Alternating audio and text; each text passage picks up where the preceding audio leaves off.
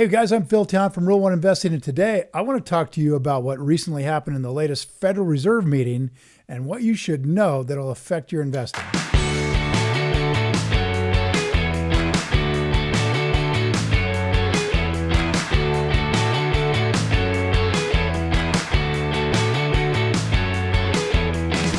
I think we're coming up on a pretty important set of changes in the way the Federal Reserve is handling their side of the economy. And I want to, talk a little bit real briefly about what that means. In effect, there's, as you guys know, that there's a concept called, a basic theory of investing that says that the market is rational. And it says that price and value are the same. And it says that there is a risk premium that you would have to pay for a riskier asset.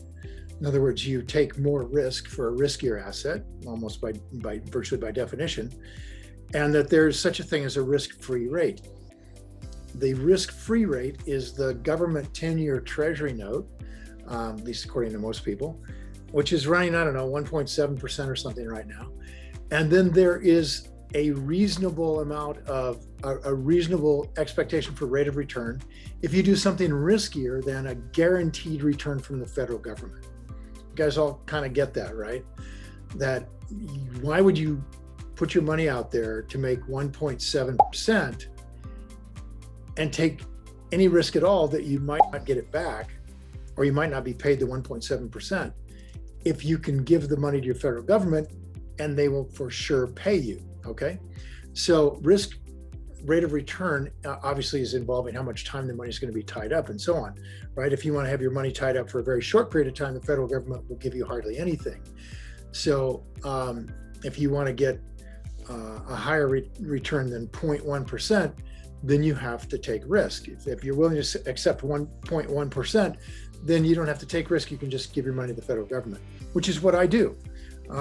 We have right now probably $75 or $80 million sitting in very short-term treasury notes through an exchange-traded fund that does that, that handles that for institutional fund managers. We make very little on it, but I want access to my capital. So I'm willing to take a very low rate of return. What I'm not willing to do is take any risk. That money, I need that money available to me when this market starts to change and become on sale. So there's a thing basically known as a risk-free rate. And then if you're going to take risk, then you need to take a substantially higher rate of return. I mean, wouldn't make any sense to take 1.9%, right? And then take a lot of risk that you're going to get 1.9%. That doesn't make any sense. So if you're going to put money in the stock market, which is considered risky, and it is, particularly if you don't know what you're doing, then you need a high rate of return relative to the 10-year T-bill. And there's what that difference is between the 10-year T-bill and this so-called market rate of return is the risk premium. You should be able to get paid for taking the risk, assuming things work out well. And over the long run, presumably things will work out well in the market. So what's that risk premium look like, right? Well, historically, it's been about 5 or 6%. In other words, if the 10-year T-bill is at 4%, then, the market's at 9 overall. And that, if it's at 6, then it would be at, 11 or something like that. In other words, there's a direct kind of correlation between the market rate of return and the risk-free rate of return. And man, that has broken down desperately to this point. Currently, the market, let's take the S&P 500 as a proxy for the market. It's 500 of the biggest stocks, and they're currently priced so high that you're receiving effectively at the price you're paying right now for an S&P 500 mutual fund or exchange-traded fund that's going to buy the entire market. What you're getting in terms of earnings off of that right now at the price you're paying is under 2%. So here people are with a 1.7% risk-free rate, and they seem to be willing to take 1.9% rate of return by putting their money in the stock market. Now, historically, this makes no sense at all. It just 0 cents. And therefore, something has to change. Either the company's earnings in the stock market have to go up skyrocketing to get, and the PEs go down. That is the amount of money you pay for that earning, in order to get that risk premium back, or the market has to crash. And so we're at a fundamental conundrum here. That is, the risk premium is way too low as a result of the Federal Reserve keeping interest rates artificially low. They're keeping the Fed funds rates, which is what the Federal Reserve charges banks for overnight lending. They're keeping that near zero. And as long as they keep that near zero, then all the other rates follow that rate. They're all a little higher than that rate. So your mortgage is very cheap with the Fed fund rate at zero. Your credit cards, there should be really good rates on credit cards and so on. Federal Reserve is making noises that they want to change this situation. That's just me kind of giving you what I think is the news, that the Federal Reserve is going to probably have to raise interest rates, maybe sooner than they think, in order to pay people enough to get them to lend money. Because you might be thinking, well, why don't they just print it?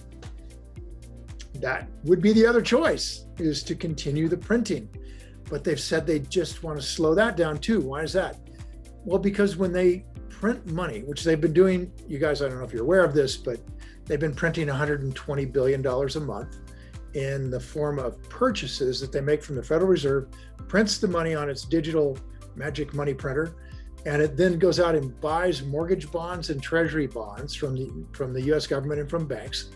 And then it puts those on its balance sheet and pretends it hasn't printed any money.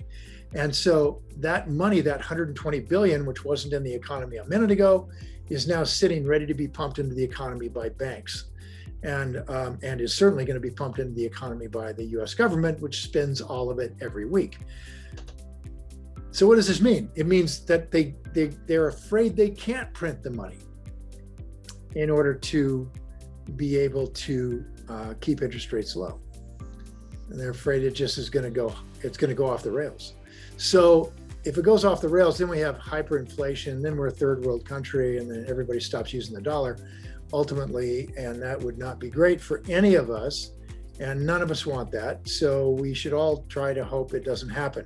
Now, meanwhile, you, as the responsible party on your hero's journey, right? Your journey to take yourself and your family to a higher level than you started at. That's the journey, and be a hero to yourself and to your family. On that journey, you're going to have to take care of yourself. I don't think you can count on the federal government to do this for you. I don't know how long Social Security will continue to last. It's going to theoretically go bankrupt in about 10 years or less. So, we're certainly teaching our kids all to don't count on that at all, and put money away and invest it wisely, in which case you need to learn how to invest. If you enjoyed this video and you feel it was valuable in teaching you more about what the Federal Reserve is doing and how to win in today's market, hit the like button and please share the video with your friends. And if you want more investing content, subscribe to my channel. And don't forget to click the button on the screen for a free gift. And thanks again for watching.